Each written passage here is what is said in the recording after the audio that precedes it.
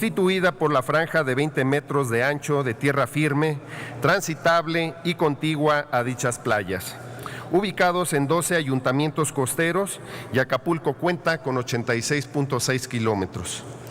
Respecto a la legislación, la Ley General de Bienes Nacionales, en el artículo 7º, fracción quinta, señala: la zona federal marítimo terrestre es un bien de uso común y de dominio público de la Federación. Por su parte, la Ley Federal de Derechos, en su artículo 232, establece la obligación a pagar el derecho por el uso, goce o aprovechamiento de inmuebles las personas físicas y las morales que usen, gocen o aprovechen las playas, la zona federal marítimo terrestre y los terrenos ganados al mar o a cualquier otro depósito de aguas marítimas. En dicha ley se consideran, en el artículo 232D, 10 zonas fiscales en las cuales se incluyen desde los municipios más pobres, económicamente hablando, hasta los que tienen un alto valor económico, especialmente desde el punto de vista turístico. Actualmente Acapulco se ubica en la zona 10 de la tabla, y cabe hacer mención que dentro de las actividades que ahí se desarrollan, destacan las dedicadas al turismo. Durante muchos años se ha fomentado esa actividad que ha logrado mejorar la calidad de vida de sus habitantes y comunidades. Desde hace varias generaciones, los grupos originarios con vocación turística que han ejercido la generosa actividad y dada forma al destino turístico del puerto de Acapulco, como son, por ejemplo, Pie de la Cuesta, Caleta, Caletilla, Puerto Marqués, Pichilingue, Majagua, Playa Revolcadero, Playa Bonfil Diamante, Playa La Gloria, Playa Encantada, Playa San Andrés y Barra Vieja. En dichos destinos turísticos se ubican cerca de 400 establecimientos, principalmente con giro de microempresas familiares como son los restaurantes, donde colaboran en cada uno de ellos un promedio de 15 jefes de familia que se emplean bajo diversos rubros, por lo que suman varios miles de familias que viven y se benefician de esa parte de la zona marítimo terrestre. Debido a lo anterior, es que han reiterado su solicitud a las autoridades correspondientes para que se considere una reclasificación de la zona 10 de uso general a la zona 9 de ornato, traduciéndose ese cambio en la ley en un beneficio directo a los pueblos originarios y a la economía familiar de quienes obtienen el sustento diario con su trabajo en la zona federal.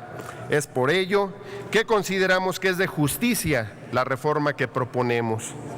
Por lo anteriormente expuesto, se somete a la consideración de esta soberanía el siguiente proyecto por el que se reforma el artículo 232D de la Ley Federal de Derechos para incluir al puerto de Acapulco en la zona 9 de dicho ordenamiento. Por su atención, muchas gracias. Gracias, señor presidente. Muchas gracias, senador Albarrán. Túrnese a la Cámara de los Diputados. Corresponde ahora el uso de la palabra al senador Víctor Hermosillo y Celada para presentar a nombre propio y de diversos senadores del Grupo Parlamentario del Partido Acción Nacional un proyecto de decreto por el que se reforma el artículo 151 de la Ley del Impuesto sobre la Renta en materia de deducción de colegiaturas. En uso de la voz, el senador Hermosillo. Con el permiso de la mesa.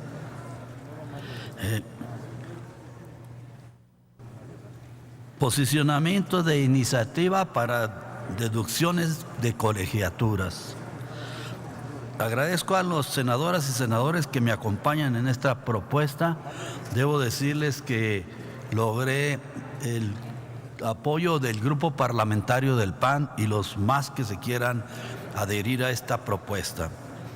El estímulo fiscal a las personas físicas en relación con los pagos por servicios educativos tienen como finalidad lograr una mayor cobertura y permanencia en el sistema educativo. apoyando a las familias mexicanas que destinan una parte importante de su ingreso en la educación de sus hijos. El estímulo fiscal permite fortalecer la economía familiar en la medida en que los padres de familia puedan disminuir el gasto en colegiaturas, ya que ello generará una mayor disponibilidad de recursos en el hogar, que podrán ser destinados a otros rumbos de gastos indispensables para el mejoramiento y el bienestar de la casa. El estímulo fiscal vigente que permite las deducciones de las colegiaturas se encuentra establecido en el decreto que compila diversos beneficios fiscales y establece medidas de simplificación administrativa, publicado en el Diario Oficial de la Federación el 26 de diciembre de 2013. El esquema de estímulos por pago de colegiaturas tiene como referencia el costo anual por alumno que le cuesta al Estado por brindar educación. Sin embargo, desde 2011 el límite anual de deductibilidad no se ha actualizado y pues ha pasado mucho tiempo y creo yo que ya debería de actualizarse. Por otro lado, el gasto privado en educación se ha incrementado. Sin embargo, solo los niveles básico y medio superior cuentan con este estímulo, dejando fuera el beneficio a escuelas de nivel superior.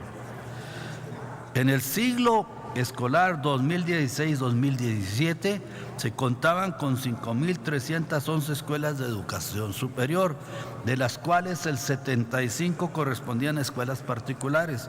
La matrícula en educación superior pasó de 3.330.000 alumnos en 2012 a 3.762.700 alumnos en 2016, es decir, un incremento del 14%.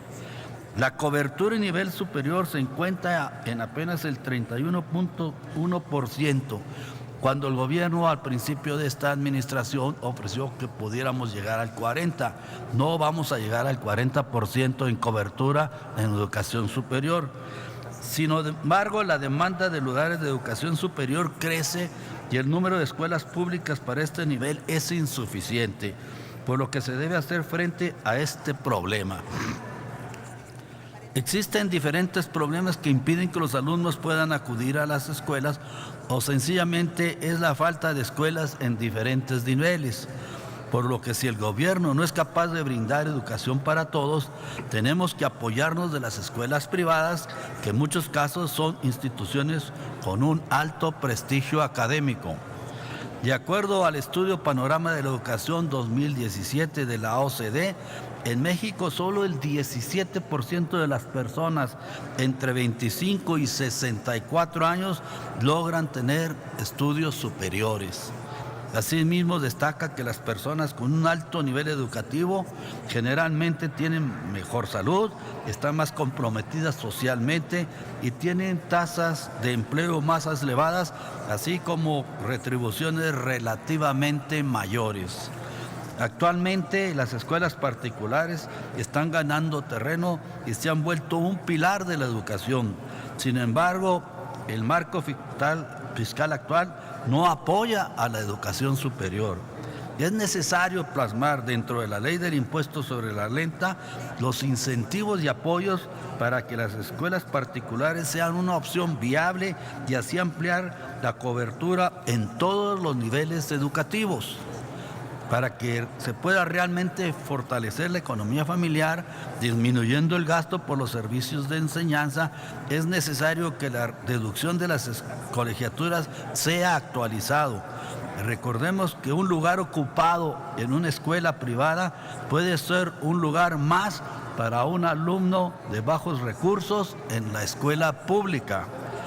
Cada día más mexicanos quieren estar más y mejor preparados y sus padres están dispuestos a realizar este esfuerzo. Por ello es necesario incorporar a la educación superior al estímulo fiscal en relación con los pagos por servicios educativos para satisfacer la demanda creciente. Es necesario contar con mayor número de profesionistas con alto nivel académico a medida que se incrementa el número de egresados de educación superior. México tendrá mayor posibilidad de convertirse en una potencia. Por lo anterior expuesto y fundado, someto a la consideración de este Congreso el siguiente proyecto de decreto por el que se reforma el artículo 151 de la Ley del Impuesto sobre la Renta. Por su atención, muchas gracias. Muchas gracias, senador Hermosillo. Túrnese a la Cámara de los Diputados y el de la voz solicita su anuencia para suscribir con usted esta iniciativa. Gracias. Tiene ahora el uso de la tribuna la senadora Ana Gabriela Guevara del Grupo Parlamentario del Partido del Trabajo para presentar un proyecto de decreto por el que se declara el 19 de septiembre de cada año como el Día Nacional del Rescatista. En uso de la voz, la senadora Ana Gabriela Guevara.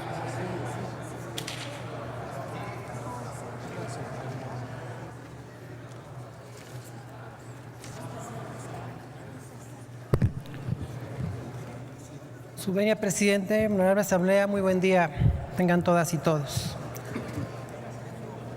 Una vez más, la legitimidad y el brote solidario, así como la inmensa espontaneidad de actuar pronto y decidido y la verdadera cara de los actos humanos en los rescatistas y voluntarios que se vieron reflejadas en pasados días en esta ciudad y en otros estados de la República.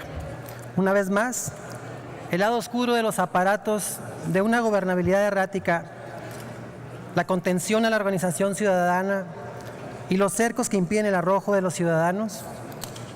Para el poder, todo movimiento de espontaneidad implica riesgo, libertades que no se deben de permitir. A los rescatistas voluntarios, a la trinchera humanitaria, a su limpio anonimato y a la calidad humana de su voluntad, no solo se les debe un día dedicado a esa valentía, se les debe sobre todo entender el mensaje y no echarlo en el embudo ciego, inútil, de un control de daños. Su mensaje es amplio y es altamente crítico. Es dañino para cualquier sistema que tenga en la desigualdad social sus durísimos cimientos. Por ejemplo, el sistema en el que vivimos.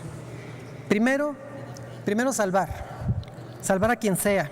Esa es la máxima prioridad, que no puede concebir un modelo económico que su prioridad es la ganancia. Segundo, organizarse sin aval, sin liderazgos, sin intereses de por medio, sin horario, sin atención digna. Organizarse ya y atender cualquier sospecha de vida. Tercero, una profunda crítica a la permisibilidad de la corrupción, que se sigue permitiendo hacer construcciones débiles, ahorradoras de materiales resistentes, de espacios de protección inquilinaria o de usuarios de construcciones. Cada intento de rescate, de rescatistas voluntarios o de profesionales, debe de convertirse hoy en una ley digna, pero dirigida a constructoras corruptas, al circuito de funcionarios que protegen y cuidan esos ingresos corruptos, dirigida a esas leyes y autoridades blandas que se ciegan y no tienen en cuenta las lecciones naturales y que una vez más nos ha llevado a tener esa lección, repito, muy seguidas, 2 días en esta ciudad y en otras partes de la República Mexicana. Y digo cada intento porque cada de esos intentos es poner en riesgo la vida, y que es lo más valioso que tenemos todas y todos. El mensaje sigue: rescatar la posibilidad de vida de quienes la ven como negocio, con unos billetes gratuitos o solamente como una capitalización política. La vergüenza ha quedado expuesta y ha dejado al descubierto una vez más, y se trabaja vergonzosamente más en este momento por ocultar los delitos, por cubrir las capas y capas de la impunidad. Pero finalmente han sido los topos humanos, los rescatistas anónimos, la ciudadanía en general, respondiendo que está ahí para extraer y sacar a la luz no solo la vida, sino junto con la vida, la verdad de las cosas. Por eso quiero acompañar esta propuesta de que el día 19 de septiembre, Día del Rescatista para muchos ciudadanos de a pie, sea también para que la oficialidad tenga una evaluación profunda de la que es culpable de muertes, lesiones, y desde que el mismo año del 85, en el cual muchos delitos se quedaron impunes. Hay mucha más luz que echar a instituciones, muchísima más. Y es necesario que cada vez que esto sucede no se olvide y que cada edificación mal hecha tenga una memoria material, un expediente de omisiones que propiciaron ese colapso. Dejar pasar, o como dicen los abogados, omisión causa complicidad. Que el 19 de septiembre, además de ser homenaje de los caídos, a los rescatistas, a los brigadistas voluntarios, a los apoyos varios de toda la ciudadanía en general, a los donadores de víveres, a quienes aportaron su dinero con confianza absoluta a la protección civil, se convierte en una rigurosa evaluación de lo que ha dejado de hacer el gobierno por una vida digna y por un techo seguro. Porque ha quedado claro de que estamos en presencia, una vez más, ante una lección de la naturaleza. Una lección más del corazón luminoso de la naturaleza humana y, desgraciadamente, muchas lecciones negativas del lado oscuro del ser humano, porque la historia del negocio inmobiliario y de la planeación de esta ciudad y de otras ciudades y poblaciones que se vieron afectadas ha sido despiadada, descorazonada y ávida. Sea entonces el 19 de septiembre de todos los años por venir un homenaje a esas bondades anónimas y a las exigencias por una vivienda segura, habitable y digna. Por todo lo anteriormente expuesto, someto a consideración de todos ustedes este proyecto único que declare el 19 de septiembre de cada año como el Día Nacional del Rescatista. Es todo, muchas gracias. Muchas gracias, senadora Ana Gabriela Guevara. Túrnese a las Comisiones Unidas de Protección Civil y de Estudios Legislativos segunda. Se concede ahora el uso de la tribuna a la senadora Angélica de la Peña Gómez, del Grupo Parlamentario del Partido de la Revolución Democrática, para presentar un proyecto de decreto por el que se reforma el artículo 83 constitucional en materia de prohibición de pensiones a expresidentes. En uso de la tribuna, la senadora de la Peña Gómez. Con su venia, señor presidente, señoras senadoras, señores senadores, el 24 de agosto del 2009 se publica en el Diario Oficial de la Federación el decreto mediante el cual se reforman, adicionan y derogan los artículos 75, 115, 116, 122, 123 y 127 de nuestra Constitución. Dicho decreto establece las bases de un criterio que ordene las percepciones de las y los servidores públicos y erradique todo tipo de discreción con la cual se asignan los salarios de funcionarios públicos compuestos por sueldos, compensaciones, bonos y otras formas de ingreso, así como sus pensiones, jubilaciones, retiros sin ningún tipo de control. No obstante que han pasado 7 años de ese decreto publicado en el Diario Oficial de la Federación, y además sin que se haya aprobado la legislación secundaria a propósito de esta reforma que regule y haga efectivo el contenido de estos nuevos preceptos de la Constitución, pues seguimos observando, hemos seguido todos estos años siendo testigas y testigos cómo se violenta la Constitución precisamente en materia de pensiones, percepciones, bonos, salarios, sobresueldos y privilegios de la llamada alta burocracia que contrastan con los ingresos, carencias y necesidades de la mayoría de la población. Al igual que el financiamiento a los partidos políticos, la pensión vitalicia es un concepto otorgado con dinero de los y de las ciudadanas. Pertenece al erario público. El Congreso de la Unión, como sabemos, aprueba cada año una partida para la Presidencia de la República para que la destine a un pago para los expresidentes o sus viudas, lo que en promedio asciende a 40 millones de pesos. El régimen de las pensiones, compensaciones y apoyos a quienes han desempeñado el cargo del titular del Ejecutivo Federal de los Estados Unidos mexicanos se encuentra establecido en 2 acuerdos presidenciales. Uno de 1976, en los últimos días del sexenio de Luis Echeverría Álvarez, quien otorgó fuerzas de seguridad a los expresidentes, concretamente 78 elementos divididos entre el Ejército, la Armada y la Fuerza Aérea.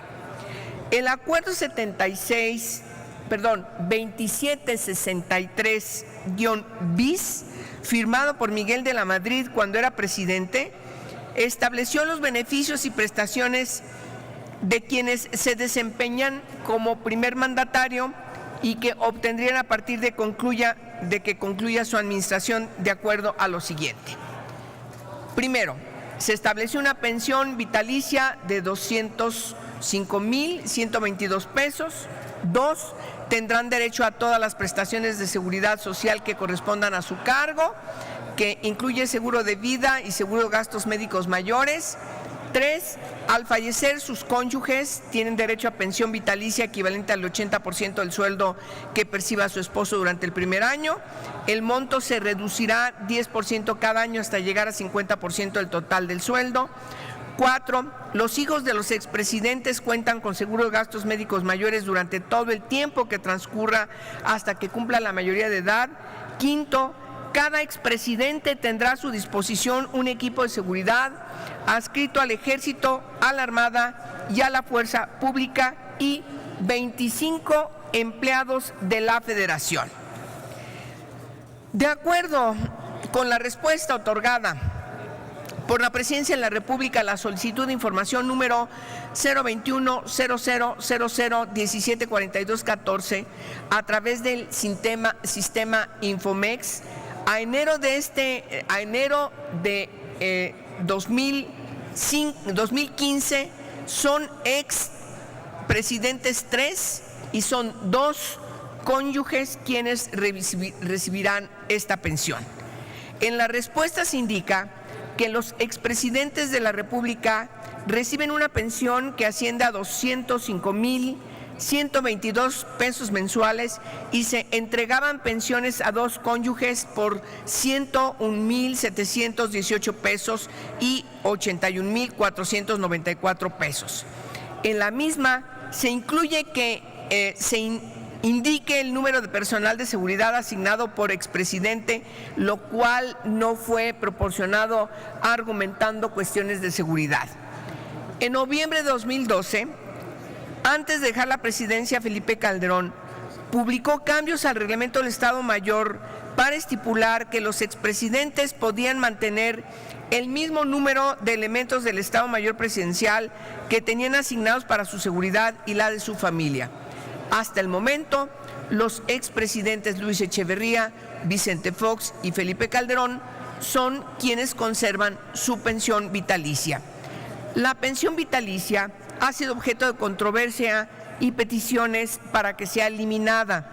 En las últimas legislaturas, distintas fuerzas políticas presentaron diversas iniciativas y peticiones, tanto en la Cámara de Senadores como en la Cámara de Diputados, para que este pago de por vida a exmandatarios fuera suspendida o por lo menos regulado. Nunca prosperó.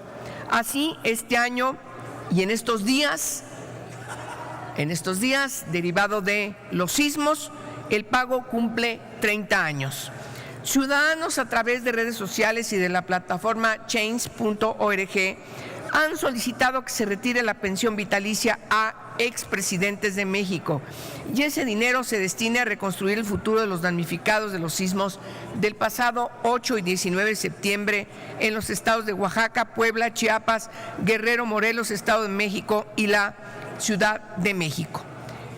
En mérito de lo que acabo de enunciar es que hoy presentamos la iniciativa para reformar el artículo 83 de la Constitución para que a las personas que se hayan desempeñado en el cargo de presidente de la República, bajo cualquiera de las modalidades que menciona el párrafo anterior del artículo 83, no se concederán ni cubrirán jubilaciones, pensiones o haberes de retiro distintas a las establecidas en las disposiciones de la Seguridad Social correspondiente.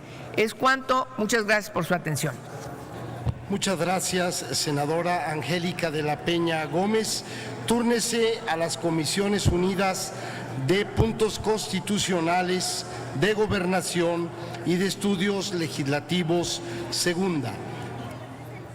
Enseguida tiene el uso de la palabra el senador Mario Delgado Carrillo para presentar a nombre de las senadoras y los senadores del Grupo Parlamentario del Partido del Trabajo un proyecto de decreto que reforma diversas disposiciones de la Ley General de Protección Civil en materia de control, fiscalización y concertación democrática para el ejercicio de recursos en la atención y reconstrucción frente a desastres naturales.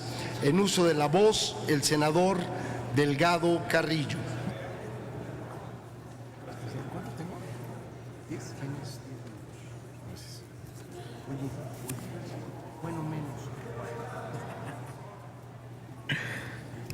Con su venia, presidente, compañeras, compañeros, senadores. Después de la tragedia,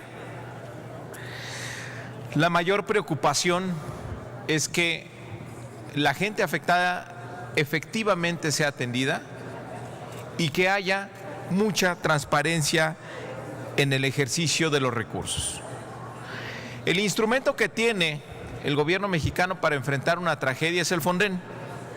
El Fonden ha mostrado su eficacia en ser un instrumento flexible para canalizar recursos. Si vemos las estadísticas, año con año, el Fonden se presupuesta muy por debajo de lo que finalmente ejerce. En 2012 tenía aprobados 5.200 millones, ejerció 16.500 millones.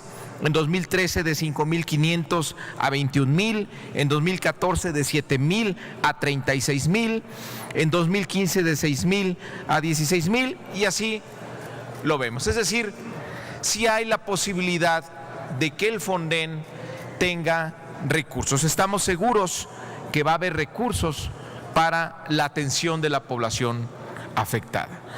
Sin embargo, de lo que no estamos seguros es que vaya a haber transparencia en el ejercicio de los recursos. Y la principal preocupación ahora de toda la sociedad civil es justamente esa, que una mayor asignación de recursos no vaya a dar lugar a actos de corrupción como se han tenido en el pasado. En los últimos 5 o 6 años, en la auditoría que hace la Auditoría Superior de la Federación, ha señalado irregularidades por casi 10,000 millones de pesos.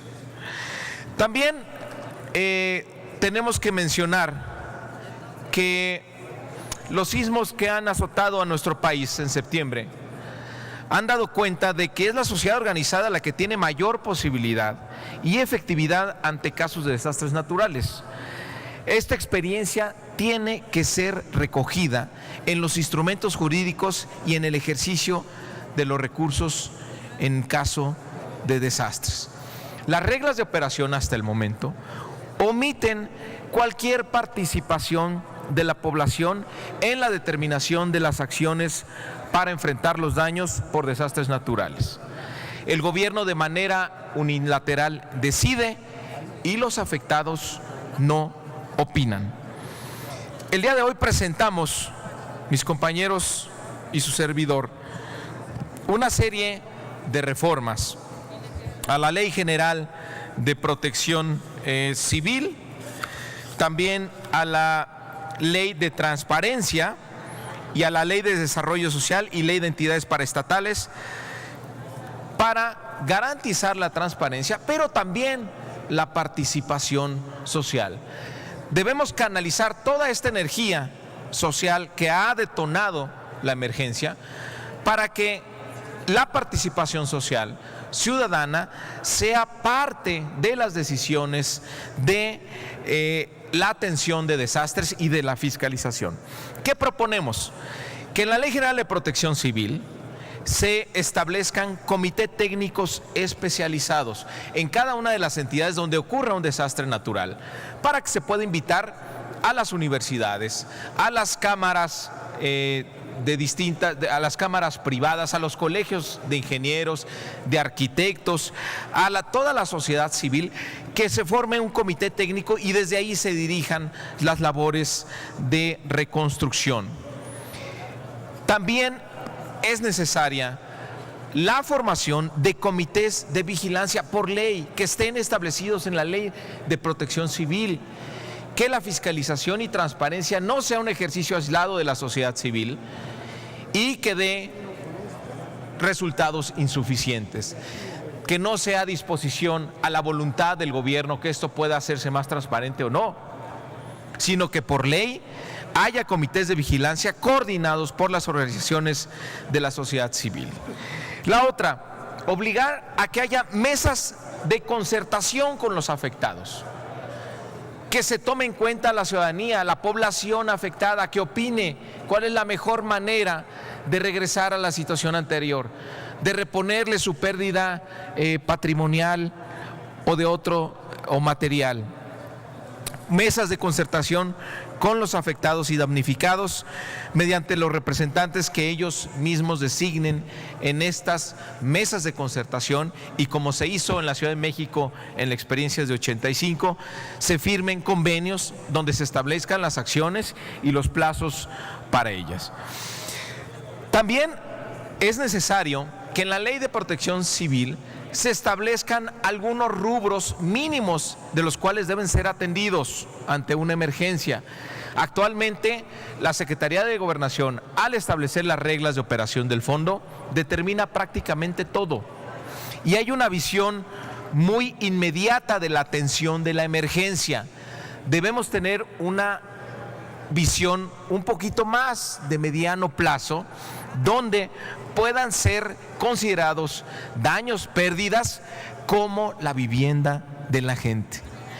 Estábamos revisando la cuenta pública del Fonden y nos encontramos que incluso en desastres tan grandes como el que tuvimos en Guerrero hace algunos años, la mayoría de los recursos del Fonden se destinan a la reparación de la infraestructura pública, carreteras, escuelas, hospitales, infraestructura hidráulica, y eso está muy bien. Pero a la gente se le destinan muy pocos recursos, especialmente en sus pérdidas patrimoniales o de vivienda. Apenas en 2014, el 2.4% del destino del Fonden, más de 36,000 millones de pesos, fueron para vivienda. Lo mismo en 2013, apenas el 1.2% de los recursos ejercidos, más de 15,000 millones, fue para vivienda. Entonces, ¿qué tenemos que hacer? Establecer desde la ley algunos temas que tienen que atenderse y cambiar la visión de Fonden de reparación de daños inmediatos a reparación también de daños mediatos que determinan la calidad de vida de la gente. Por ejemplo, reconstrucción de atención en materia de vivienda particular de los afectados, reconstrucción de equipamiento social y urbano, reconstrucción de escuelas y hospitales, atención a las personas que resulten con alguna discapacidad o afectadas en su salud por el desastre natural, y acciones también para facilitar la obtención de documentos legales personales y patrimoniales de los afectados. También tenemos que poner como obligación desde la Ley de Protección Civil que el Fonden sea sujeto obligado de transparencia y que tenga un sitio de internet donde esté dando de manera oportuna toda la información, como los recursos con los que cuenta el fondo, el destino del gasto, los proyectos financiados, el padrón de beneficiarios, los contratistas y prestadores de servicio a los que se adjudican los proyectos y toda la información referente al flujo de los recursos. También queremos que en la Ley General de Transparencia se establezca al fondo como un sujeto obligado. ¿Qué provocaría esto?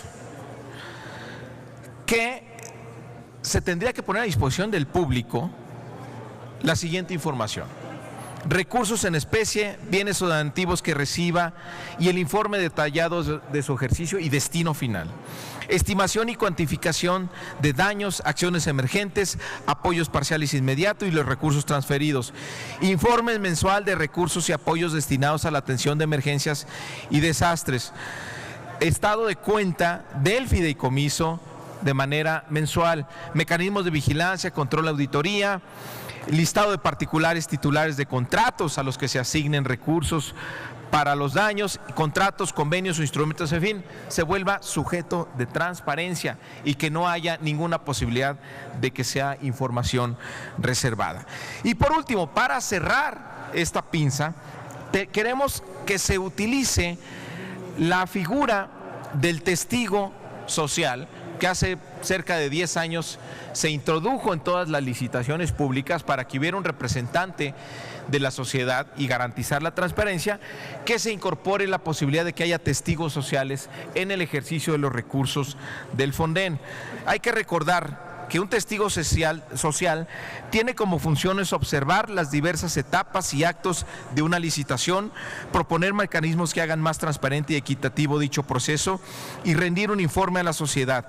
Significa que hay un testimonio formal y público de la sociedad civil por el que manifiesta que ha presenciado y que hay medios para evitar prácticas y que hay medidas, para evitar prácticas deshonestas y en su caso sus observaciones puntuales y sugerencias para mejorar procesos futuros.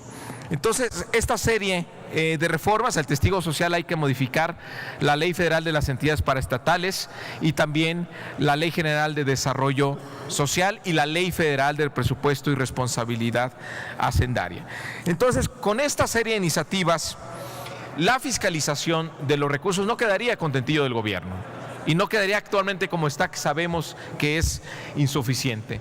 Detonaría la participación social, canalizaríamos esta enorme energía en la participación directa de la determinación de los programas para la reparación de daños, comités de vigilancia por ley y hacer al Fonden sujeto obligado de la ley de transparencia e incorporar además a los testigos sociales. No queremos que esta cantidad de recursos que se van a asignar, en la que prácticamente todos vamos a estar de acuerdo, pues se vaya a convertir en una oportunidad del gobierno para tener enormes desvíos justamente en el año electoral. Muchas gracias.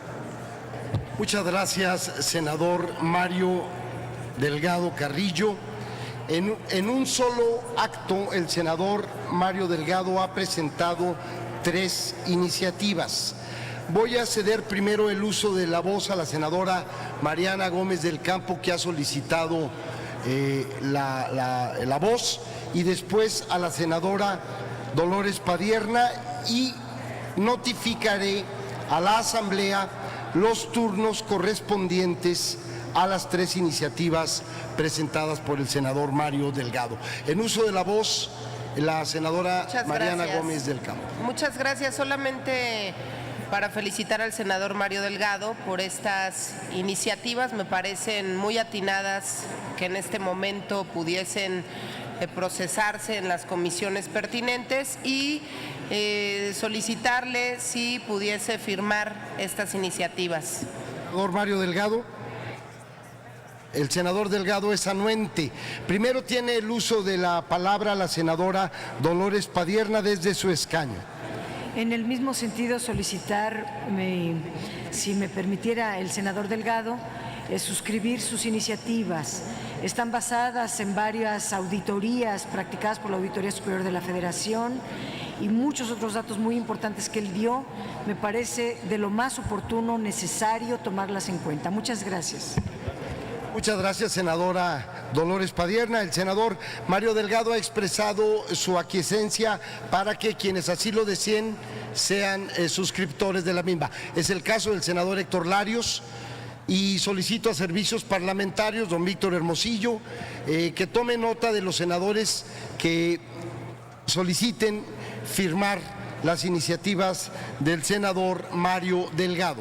Me permito dar lectura a los turnos correspondientes de las 3 iniciativas presentadas por el senador Delgado. La primera, el proyecto que reforma diversas disposiciones de la Ley General de Protección Civil, se turna a las Comisiones Unidas de Protección Civil y de Estudios Legislativos primera.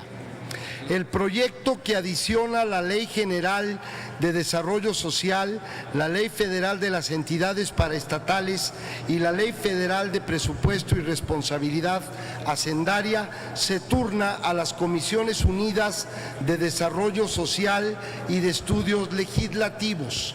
Y el proyecto que adiciona la Ley General de Transparencia y Acceso a la Información Pública se turna a las Comisiones Unidas de Anticorrupción y de Participación Ciudadana, así como a la de Estudios Legislativos primera. Compañeras senadoras, compañeros senadores, les informo que se ha retirado de la agenda del día el siguiente dictamen inscrito para discusión, el relativo al proyecto de decreto por el que se reforma el artículo 13 de la Ley sobre Refugiados, Protección Complementaria y Asilo Político, que se retira a solicitud de la Comisión de Asuntos Migratorios. Iniciamos con la discusión de dictámenes.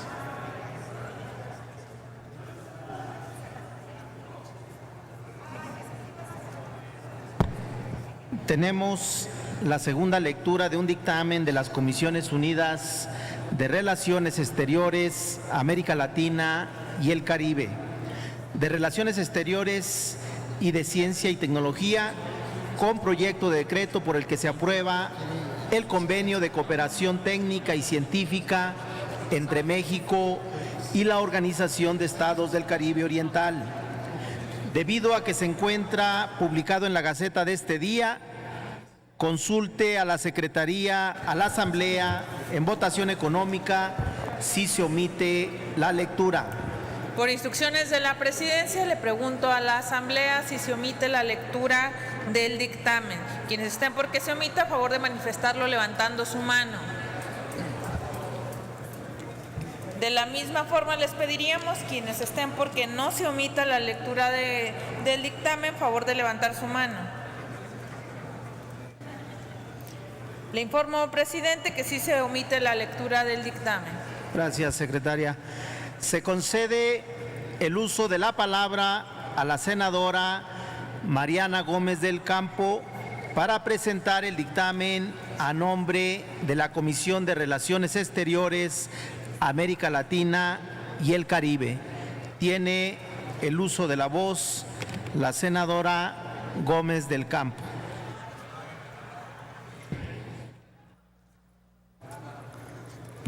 Con su venia, senador presidente, por economía parlamentaria haré una sola intervención para hablar sobre los dos dictámenes, solicitando a la mesa directiva que pudiesen las dos intervenciones ser incluidas en el diario de los debates. Primero, América Latina es una de las regiones del mundo más dinámica. Actualmente está viviendo una serie de transformaciones políticas, sociales y económicas que están marcando un parteaguas para sus ciudadanos y que también se traducen en oportunidades inéditas de cooperación que nuestro país, como líder regional, debe aprovechar mediante la suscripción de tratados internacionales que permitan detonar el potencial de la relación con los países de esta región. El primero que se va a discutir aquí es el convenio de cooperación técnica y científica entre el gobierno de los Estados Unidos mexicanos y la Organización de Estados del Caribe Oriental, que tiene como objetivo el promover la cooperación técnica y científica entre ambas partes a través de la elaboración conjunta de programas y proyectos de cooperación en áreas prioritarias de interés mutuo. El Caribe, siendo una región estratégica en la que México tiene una presencia importante, pero que desafortunadamente no la hemos explotado como debiéramos. Los países caribeños generan el 40% del PIB, el 50% del comercio y el 60% de los ingresos turísticos de América Latina. En este sentido, debiera ser una prioridad el fortalecer y estrechar las relaciones con las islas caribeñas. El acercamiento de México con los países que integran la Organización de los Estados del Caribe Oriental, 6 estados soberanos, 3 territorios británicos, se ha focalizado en la cooperación en 3 áreas fundamentales. La primera, la agricultura; segunda, educación; y tercera, la instrucción diplomática. Las experiencias de los huracanes Irma y María nos obligan a que materias como protección civil, prevención de desastres, sean colocados en la agenda multilateral de manera prioritaria. Con la aprobación de este tratado internacional, nuestro país refrenda su compromiso con la cooperación internacional para el desarrollo, un concepto integral que incluye la solución de problemas internacionales de carácter económico, social, cultural o humanitario, y al mismo tiempo también impulsa el respeto a los derechos humanos y a las libertades fundamentales de todos. El segundo tratado internacional es el Acuerdo sobre Servicios Aéreos entre los Estados Unidos mexicanos y la República Federativa del Brasil. El objetivo es ampliar las oportunidades turísticas, comerciales y de negocios entre México y Brasil, al tiempo que también se brindará certidumbre legal y operativa a las líneas aéreas mexicanas que deseen prestar servicios entre cualquier origen-destino entre los territorios de ambos estados. Las relaciones entre México y Brasil siempre han sido muy cordiales, sin embargo, también creemos que no se ha explotado lo suficiente esta relación bilateral. Según información de la Presidencia de Brasil, México es muy atractivo para los brasileños por ser la cuna de una de las mayores civilizaciones que la humanidad vio desarrollarse en lo que es conocido como Mesoamérica, mayas, aztecas, olmecas, presencias que produjeron una serie de bienes culturales de enorme valor que es del interés de todos los países. Al ser estos dos, tanto Brasil como México, dos grandes motores, México en el Pacífico y Brasil en el Atlántico, ambas naciones pueden impulsar materias tan relevantes como los servicios aéreos, el turismo y la agricultura tropical. Con este convenio se pretende crear una plataforma de negocios con un valor aproximado a los 265,000 millones de dólares y también contar con una amplia participación tanto de México como de Brasil, con la finalidad de poder consolidar el papel latinoamericano en el interior del mercado global de la aviación ejecutiva. Este acuerdo va a ampliar las oportunidades turísticas, comerciales y de negocios entre ambos países, al tiempo que va a brindar también certidumbre legal y operativa a las líneas aéreas mexicanas que deseen prestar servicios entre cualquier origen-destino entre los territorios de ambos estados. Quiero señalar que en 2016 Brasil fue el 8º socio comercial de México a nivel mundial, 9º comprador y el 11º proveedor, y el primero entre los países de América Latina y el Caribe, con el 1% de participación en el comercio total de México.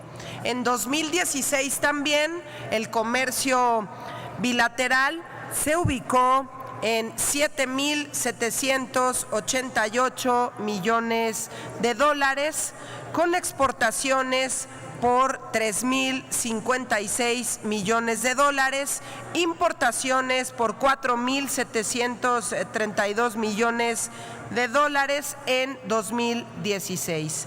Quiero agradecer, por último, el trabajo conjunto, el trabajo coordinado que se hizo con la Comisión de Relaciones Exteriores, con la de Comunicaciones y Transportes, con Ciencia y Tecnología, para que ambos instrumentos internacionales hoy puedan ser presentados ante este Pleno. Es cuanto, presidente, y muchas gracias.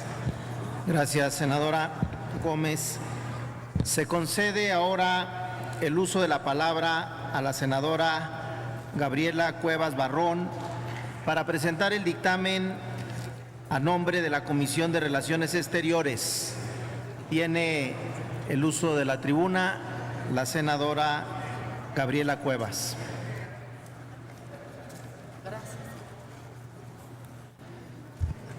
Con su venia, presidente, compañeras y compañeros senadores. Las Comisiones Unidas de Relaciones Exteriores, América Latina y el Caribe, de Relaciones Exteriores, de Ciencia y Tecnología y de Comunicaciones y Transportes, ponemos a su consideración la ratificación del Convenio de Cooperación Técnica y Científica entre el Gobierno de los Estados Unidos Mexicanos y la Organización de Estados del Caribe Oriental, y del Acuerdo sobre Servicios Aéreos entre los Estados Unidos Mexicanos y la República Federativa de Brasil. Como un actor con responsabilidad global, México busca impulsar mecanismos que amplíen y fortalezcan su presencia en el mundo. Nuestro país es uno de los que más apuesta por la cooperación internacional como un paradigma de las relaciones internacionales actuales. En este sentido, reconocemos no solo la estratégica posición de nuestra región, sino también el hermanamiento y la camaradería que México debe tener siempre en su propia casa. Por ello, reconocemos a América Latina y el Caribe como una región prioritaria para la política exterior de nuestro país. Desde hace algunos años, nuestro país ha mantenido una incipiente relación de colaboración con la Organización de Estados del Caribe Oriental, la OECO. Sin embargo, es necesario reiterar que todavía existen múltiples esferas de intercambio. Por ejemplo, el comercio con el Caribe equivale a solo el 5.5% del total de México con América Latina, mientras que la inversión mexicana equivale al 9% del total en la región latinoamericana. A pesar de que son países que no han figurado históricamente en nuestras prioridades de política exterior, los estados del Caribe Oriental han hecho grandes esfuerzos en la promoción de la integración regional y de la sustentabilidad. Además, por supuesto, de su compromiso con el movimiento libre de personas, bienes, servicios y capitales, que representan lecciones de las que México puede aprender y replicar. De esta manera, este convenio pretende establecer un marco para la cooperación técnica y científica entre los integrantes de la OECO y México en áreas como comercio, inversión, agricultura y pesca, turismo, educación, deporte, tecnología de la información, gestión de desastres, entre otras. Para coordinar y dar seguimiento a los objetivos acordados, el instrumento contempla el establecimiento de una comisión mixta entre ambas partes y además permitirá integrar a otros actores que quieran involucrarse en los esfuerzos de colaboración técnica y científica. Frente a estas consideraciones, este convenio permite que México diversifique y profundice sus relaciones con socios comprometidos a impulsar las metas comunes, tal como han sido los Objetivos de Desarrollo Sostenible, por mencionar algunos. Respecto al convenio de servicios aéreos con Brasil, Brasil es el 7º socio comercial de México a nivel mundial y el primero en América Latina. Hay que recordar que únicamente Brasil es una economía más grande que la nuestra en toda nuestra región. El intercambio entre nuestros países ha alcanzado cifras históricas y por ahora además se está negociando ya una renovación del acuerdo de complementación económica que va a permitir redinamizar la vocación y hermandad entre México y Brasil. Por supuesto, si estamos ya negociando una ampliación al acuerdo comercial, resulta claro y resulta algo indispensable ampliar las posibilidades de intercambios aéreos que puedan transformarse en la capacidad logística que requerirá ese impulso a la relación. México y Brasil deben trabajar siempre por estar más juntos. Si lo vemos en términos del PIB regional, los dos países, México y Brasil, representan el 62% del Producto Interno Bruto de América Latina y el Caribe. El gobierno de nuestro país firmó un acuerdo sobre servicios aéreos con su contraparte brasileña en 1995. La intención con este convenio es la renovación, es la modernización de ese acuerdo. El acuerdo busca flexibilizar la operación y la planeación comercial. Entre otros puntos, se estipula que las aerolíneas designadas por cada una de las partes podrán volar a través de sus territorios respectivos sin aterrizar, hacer escalas para fines no comerciales y hacer escalas para embarcar o desembarcar pasajeros, cargas y correos. Esto refleja un énfasis en la parte logística y práctica. Insisto, si realmente queremos replantear la relación con Brasil como se ha planteado ya desde hace un par de años, es importante que pasemos del diálogo político a la acción, por supuesto, en distintas áreas de cooperación, de intercambio comercial y, por supuesto, a las capacidades logísticas. Es importante que México intensifique su presencia en el escenario internacional como un actor que ejerce un liderazgo constructivo, como un actor que apuesta por el diálogo y por los resultados y, por supuesto, dentro de esta estrategia es fundamental el acompañamiento y el trabajo decidido del Senado de la República. Es cuanto. Gracias, senadora. Esta presidencia da la más cordial bienvenida a un grupo de estudiantes del Tecnológico de Estudios Superiores de Tianguistenco del Estado de México, invitados por la senadora Ana Lilia Herrera, quienes asisten con la finalidad de presenciar el debate legislativo de esta asamblea. Sean ustedes bienvenidos.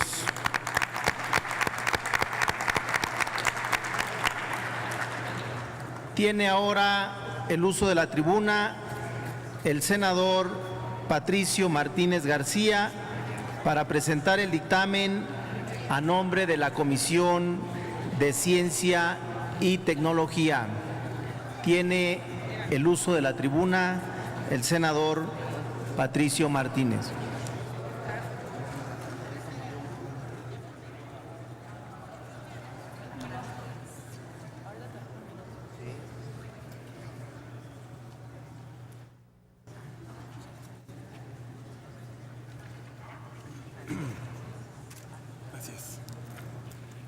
Con su venia, señor presidente, el desarrollo científico, tecnológico y de innovación representa hoy día una de las principales fuentes de competitividad y productividad para las naciones. La prosperidad de los países ha quedado asociada con el valor que agrega el conocimiento a sus productos o servicios y en buena medida a su capacidad para gestionar tecnología y aplicarla en la atención de los grandes desafíos nacionales como son salud, alimentación, cuidado del medio ambiente, educación y más. La Organización de los Estados del Caribe Oriental es un organismo regional que promueve la cooperación técnica y el desarrollo sostenible entre 6 países soberanos y 3 territorios del Reino Unido, de la Gran Bretaña e Irlanda del Norte localizados en el Mar Caribe, como lo son Antigua, Barbuda, Mancomunidad de Dominica, Granada, Santa Lucía, Federación de San Cristóbal y Nieves, San Vicente y las Granadinas, Montserrat, Anguila y las Islas Vírgenes Británicas.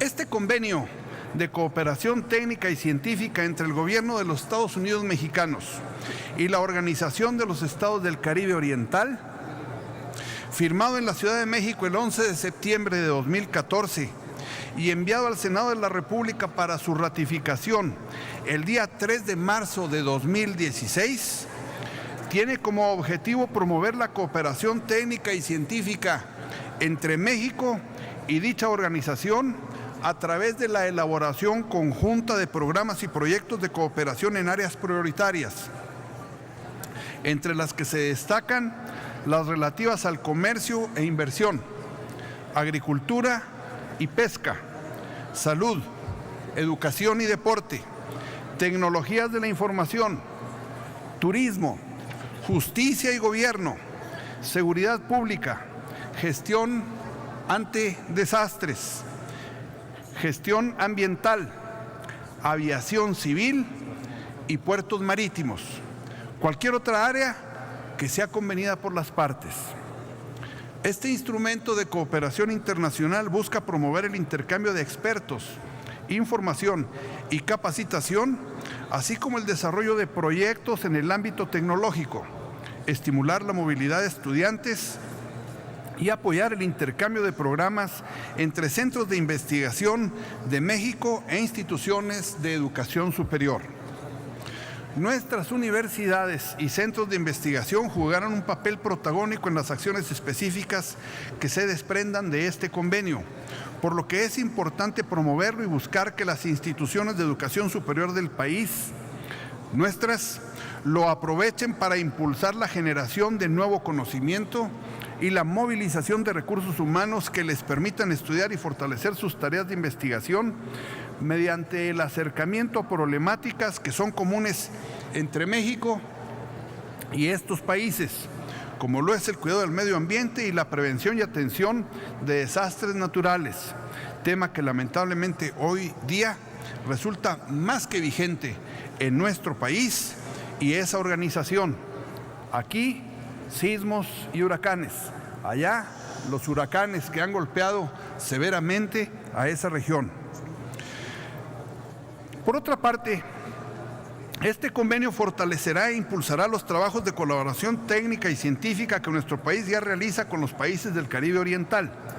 Debemos recordar que al día de hoy podemos hablar de importantes y destacados proyectos tecnológicos que de manera conjunta se han realizado.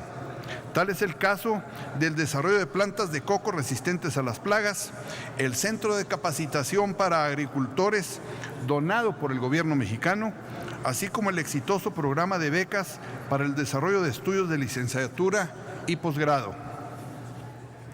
Anoto la frecuente expresión de admiración que se tiene en esos países por las instituciones educativas mexicanas y el agradecimiento que muchos profesionales de aquellos lugares tienen a México por haber recibido la educación universitaria y profesional en este país. La firma y ratificación de este instrumento internacional forma parte de una nueva estrategia impulsada por el Ejecutivo Federal, orientada a la integración regional y al fortalecimiento de las relaciones de México con países clave en nuestra frontera sur, Centroamérica, América Latina y el Caribe. Con la ratificación de este convenio, el Senado de la República hace patente la prioridad estratégica que América y el Caribe significan para nuestro país, ya que este instrumento servirá de base para continuar afianzando y estrechando nuestros lazos de cooperación en un tema tan importante como lo es el desarrollo científico, tecnológico y de innovación. Por último, quiero agradecer a senadoras y senadores integrantes de la Comisión de Ciencia y Tecnología por su permanente apoyo y disposición para desahogar con éxito estos importantes temas. Muchas gracias a mis compañeros Mario, Juan Carlos, Óscar y Francisco. Quiero finalmente señalar la importancia que tiene la participación de este Senado en este tipo de acuerdos y convenios. Y quiero traer también a colación con este motivo la necesidad de que este Senado vigile la operación, la aplicación que se hace de los tratados internacionales. Señalo la importancia que tiene el que el Senado no solamente ratifique lo acordado por el Ejecutivo, sino que vigile que no se hagan cambios a espaldas del Senado. Tengo la duda de que el Acta 323, firmada por la Comisión Internacional de Límites y Aguas, con cambios a los flujos acordados en el Tratado Internacional de Agua, sea legal. Tengo dudas de que lo acordado en esa acta pueda ser aceptado por este Senado, omitiendo la participación del Senado en este tipo de actividades de una comisión que, aunque es internacional, no es quien pueda comprometer los recursos de México. Que quede claro, este país ni vende 1 centímetro de tierra, ni vende 1 litro de agua.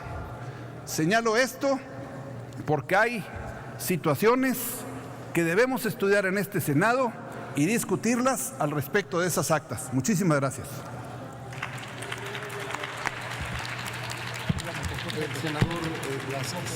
¿Con qué objeto, senador Blázquez? Solo para hacer una precisión a lo comentado por el senador Martínez, si me permite. Tiene la palabra el senador Blázquez. En atención a lo que comenta el compañero senador, quiero con toda puntualidad señalar que se está cometiendo un acto de traición a la patria en lo que tiene que ver con esta Comisión Internacional de Límites y Aguas. La firma de esta acta es un ataque, es una grave irregularidad a la soberanía nacional. Comparto con Patricio este concepto. Y además de que he presentado ya un punto de acuerdo en donde exhortamos al presidente de la República para que a su vez supervise al secretario de Relaciones Exteriores, quiero decir que aquí procede la inmediata separación de su cargo del doctor Roberto Fernando Salmón Casteló, porque no solo se ha comportado de manera irregular, sino que no sé de dónde obtiene él la autoridad, ha comprometido la enajenación de agua que corresponde a los mexicanos bajo el disfraz de un programa de sustitución de infraestructura. Hasta donde me quedé, los tratados internacionales son suscritos por el presidente de la República y aprobados por esta Cámara, así como todo tipo de alteración o todo tipo de modificación. Y no se puede pasar por esa comisión, señor presidente, compañeros del Pleno, regalando el agua que es para desarrollo de nuestras comunidades, por lo cual solicito al Pleno, a la opinión pública, se considere la inmediata separación de su cargo, ya señalado, Roberto Fernando Salmón Casteló, con las respectivas consecuencias jurídicas por la responsabilidad de estos actos. Le agradezco su atención, señor presidente. Gracias, senador. ¿Alguien más desea intervenir en la discusión de este dictamen? Tiene la palabra el senador Hermosillo. Esta cosa es muy seria para tomar una decisión total. Hay que estudiar bien. Hay muchas actas. Esta es la 323, todas las que ha habido a través del Tratado del 44. Yo nunca había visto que el Senado interviniera, aunque el Senado tiene que intervenir en las cosas internacionales. Como no soy experto en esto, yo lo que pienso es que se debe hacer, digamos, aquí en el Senado hay una comisión de aguas, que nos juntemos, veamos este problema y lo estudiemos a fondo y bien a fondo, y veamos por un lado con la Secretaría de Relaciones Exteriores, con la CNA, que también interviene, y con la SILA, que es el organismo internacional, el contenido claro y preciso del Acta 323. porque si no vamos a llegar a conclusiones que en vez de ayudarnos nos van a desorientar. Yo propongo que se estudie en la Comisión de Aguas del Senado esta situación. Sonido en el escaño del senador Patricio Martínez. Presidente, solamente para hacer el comentario de que si el Tratado Internacional de Agua de 1944, aprobado por este Senado, dejó establecidos los volúmenes de agua que deben enviarse por los Estados Unidos, por el río Colorado, a México, y los que México debe entregar a los Estados Unidos, ninguna comisión y ninguna acta puede estar por encima de lo acordado por México con ratificación de este Senado. Y cualquier modificación que se haga a los volúmenes recibidos o entregables debe ser del conocimiento del Senado. Más aún, no pueden hacerse permutas ni de territorio, como ha pretendido presentarlo en las diferencias territoriales que tenemos con los Estados Unidos, ni de agua, compensando el agua que no se nos entrega a cambio de dinero. Nada más quiero recordar que fue una gran insistencia de que entregáramos territorio de México a cambio de dinero. Al final de una guerra lo lograron, pero en estos momentos me parece indebido, inconsecuente, pero además una ausencia del Senado en temas que son propios del Senado. Y pido al Senado, como lo ha hecho mi compañero Marco Blázquez, que el Senado tome nota y esté pendiente de este tipo de acuerdos económicos que, hasta donde parece ser, son violatorios del tratado y de la soberanía de este Senado. Gracias. Sonido en el escaño del senador Víctor Hermosillo. Por eso yo insisto en una reunión, aquí hay una comisión del Senado al respecto y podemos hacerlo. Estas cosas empezaron porque después del terremoto de Mexicali, los canales se destruyeron en nuestro país y el agua no nos la podían enviar, porque si lo hubieran enviado se hubiera desperdiciado. Entonces, en un convenio que hubo en el Acta 319, lo que se hizo fue que retuvieron en las presas americanas esa agua que es nuestra, porque si nos la hubieran mandado, la hubiéramos desperdiciado. O sea, de ahí empezó una serie de medidas entre los dos países. Por eso yo digo, no lleguemos a conclusiones sin conocer a fondo precisamente el problema. Debo decirle de que en el tiempo que tiene el tratado, los norteamericanos nunca han fallado en darnos la donación. Hay que admitir que en una temporada ya por los años 60 mandaron un agua salubre, porque estaban lavando las aguas del Valle Welton Mojó, que nuestro país reclamó y se corrigió. Por eso yo opino y estoy inquieto también con el senador Blázquez y por supuesto con el senador Martínez, y que veamos esta situación como debe ser y reclamarle a las autoridades nuestras de nuestro país esta situación. Eso es lo que yo opino que se debe hacer. La Asamblea ya dio cuenta de sus intervenciones y estaremos turnando sus intervenciones a la Comisión de Agua. En virtud de haberse agotado la lista de oradores, se declara suficientemente discutido el dictamen. Voy a pedir a la Secretaría les consulte si autorizan para que los 6 dictámenes que proponen la aprobación del mismo número de instrumentos internacionales desahoguemos primero las respectivas discusiones y posteriormente, de forma individual y continua, realizaremos las 6 votaciones correspondientes. Proceda la Secretaría a consultar a la Asamblea en votación económica. Por instrucciones de la Presidencia, consulto a la Asamblea en votación económica si se autoriza la votación de los 6 dictámenes de instrumentos internacionales para que se realice separadamente al final de todas las discusiones. Quienes estén porque se autorice de esta manera, manifestarlo levantando su mano. Quienes estén porque se rechace, manifestarlo de igual manera levantando su mano. Sí se autoriza, señor presidente. En consecuencia, el anterior dictamen se reserva para su votación nominal y una vez concluidas las discusiones, pasamos al siguiente dictamen. Pasamos a la segunda lectura de un dictamen de las Comisiones Unidas de Relaciones Exteriores, América Latina y el Caribe, de Relaciones Exteriores y de Comunicaciones y Transportes, con proyecto de decreto por el que se aprueba sobre servicios aéreos entre México y Brasil. Debido a que se encuentra publicado en la Gaceta de este día, consulte la Secretaría de la Asamblea en votación económica si se omite su lectura. Nuevamente consulto a la Asamblea en votación económica si se omite la lectura del dictamen. Quienes estén porque se omita la lectura del dictamen, manifestarlo como es de costumbre levantando su mano.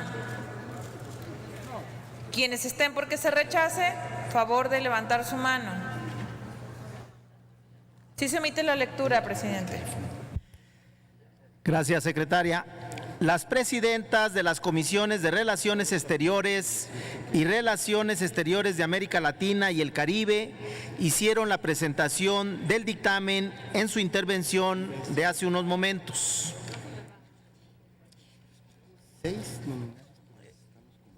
Está a discusión. Se concede el uso de la palabra al senador Félix González Canto, del Grupo Parlamentario del Partido Revolucionario Institucional, para hablar a favor del dictamen. Tiene el uso de la tribuna el senador Félix González.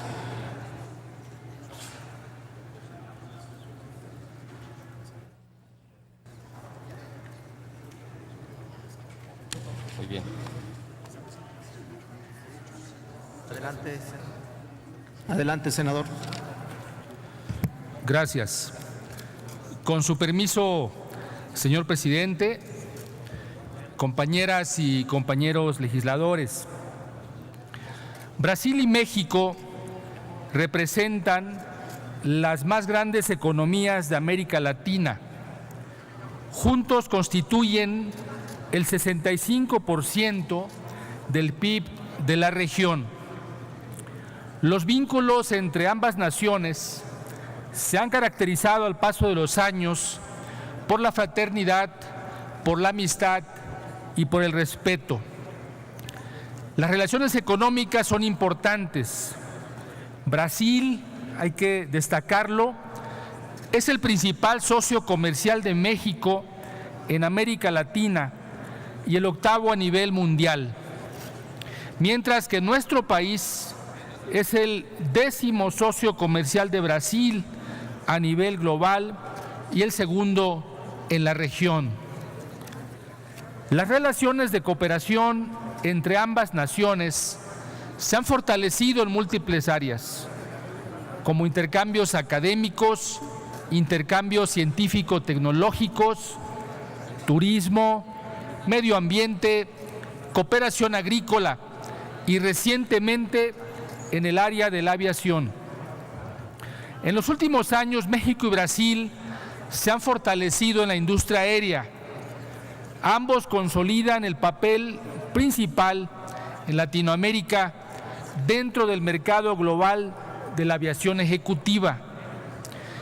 Este rubro debe generar en los próximos años negocios por un valor de 265,000 millones de dólares con una amplia participación en la región. Los gobiernos de ambos países han fortalecido sus relaciones de cooperación internacional para vigorizar el tráfico aéreo. Ello se dio por medio del acuerdo sobre servicios aéreos entre el gobierno de México y el gobierno de la República Federativa del Brasil, que se realizó aquí en la Ciudad de México el 26 de mayo del año 2015. Dicho instrumento tiene como objetivo principal ampliar las oportunidades turísticas comerciales y de negocios entre ambos países, así como brindar certidumbre legal y operativa a las líneas aéreas mexicanas que deseen prestar servicios entre cualquier origen-destino entre los territorios de ambos países. Además, esto es fundamental para fortalecer el crecimiento de la industria aérea en México y Brasil. Cabe destacar que en el año 2014 México tuvo un crecimiento del 5% en su flota de aviones ejecutivos y en 10 años se espera que su flota aumente en 140 aviones.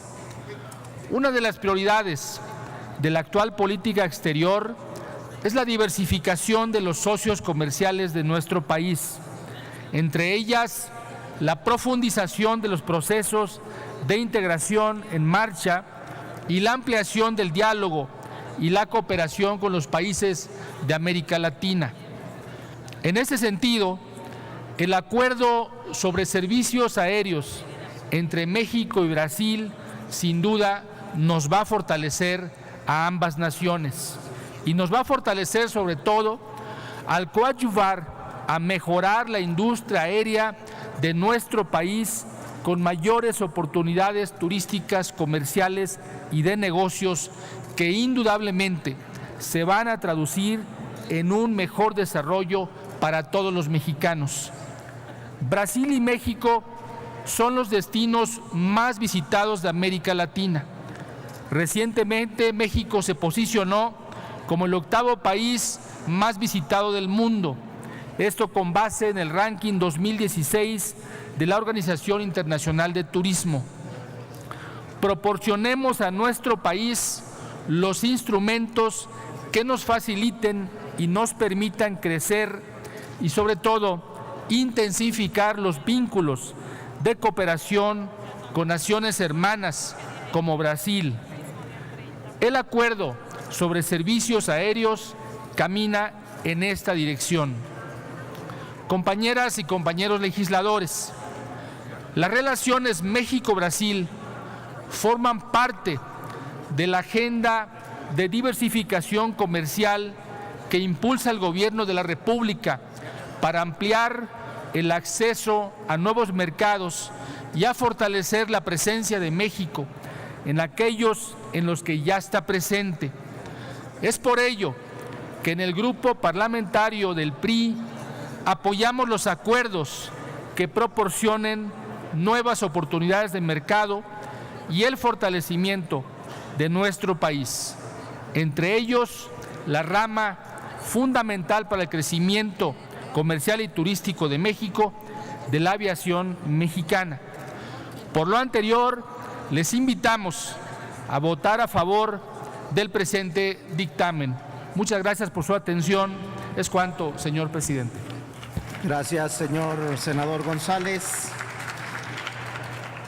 En virtud de que no hay más oradores, se reserva para su votación al final de la discusión de dictámenes de instrumentos internacionales. Tenemos enseguida la segunda lectura de un dictamen de las Comisiones Unidas de Relaciones Exteriores, Asia-Pacífico, de Relaciones Exteriores y de Hacienda y Crédito Público, con proyecto de decreto por el que se aprueba el acuerdo entre México y Turquía para la promoción y protección recíproca de las inversiones. Debido a que se encuentra publicado en la Gaceta de este día, consulte la secretaria a la Asamblea en votación económica si se omite su lectura. Consulto a la Asamblea en votación económica si se omite la lectura del dictamen. Quienes estén porque se omita, a favor de levantar la mano.